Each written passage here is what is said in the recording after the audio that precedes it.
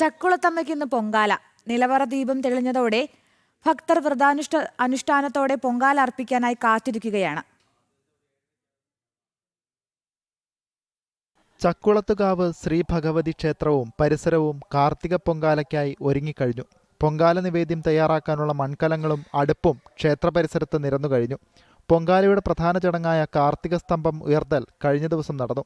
നിലവറ ദീപം തെളിഞ്ഞതോടെ ഭക്തർ പൊങ്കാലയ്ക്കുള്ള വ്രതാനുഷ്ഠാനങ്ങളും ആരംഭിച്ചു. ക്ഷേത്രത്തിലെത്തുന്ന ഭക്തർക്കായുള്ള ഒരുക്കങ്ങളും അവസാന ഘട്ടത്തിലാണ്. അതുപോലെ തന്നെ പൊങ്കാല ഏതാണ്ട് ഒരു 9:45 10 മണിയോടുകൂടി പൊങ്കാലയ്ക്ക് അഗ്നി ഭണ്ഡാരി അടുപ്പിലേക്ക് അഗ്നി ജ്വലിക്കുന്നതിനോടുകൂടി ഏതാണ്ട് 11:30 12 മണിയോടുകൂടി പൊങ്കാല നിവേദ്യം ആരംഭിക്കുകയും ഏതാണ്ട് 3 മണിയോടുകൂടി തന്നെ പൊങ്കാലയ്ക്ക് ഏതാണ്ട് ഇതാവും. അതുപോലെ തന്നെ വൈകിട്ട് നടക്കുന്ന കാർത്തിക സ്തംഭം എരിയുന്നതോടുകൂടി നമ്മുടെ ഈ പൊങ്കാലയുടെ ഈ വർഷത്തെ സമാപനം കുറിക്കും. രാവിലെ 9-ന് വിളിച്ചുചൊല്ലി പ്രാർത്ഥന നടക്കും. തുടർന്ന് ക്ഷേത്ര ശ്രീകോവിലിലെ കെടാവിളക്കിൽ നിന്നും ക്ഷേത്ര കാര്യദർശി മണിക്കുട്ടൻ നമ്പൂതിരി കൊടിവിളക്കിലേക്ക് ദീപം പകരും. പിന്നീട് നടപ്പന്തലിൽ പ്രത്യേകം തയ്യാറാക്കിയ പണ്ടാര പൊങ്കാല അടുപ്പിലേക്ക് ട്രസ്റ്റ് പ്രസിഡന്റും മുഖ്യ കാര്യദർശിയുമായ രാധാകൃഷ്ണൻ നമ്പൂതിരി അഗ്നി പകർന്നുകൊണ്ട് പൊങ്കാലയ്ക്ക് തുടക്കം കുറിക്കും.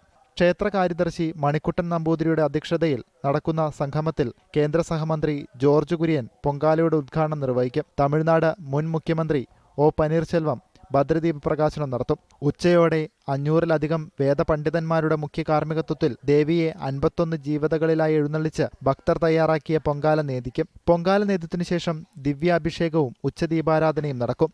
വൈകിട്ട് ദീപാരാധനയെ തുടർന്ന് കാർത്തിക ദീപം അഗ്നിക്കിരയാക്കും. ജനം, ആലപ്പുഴ.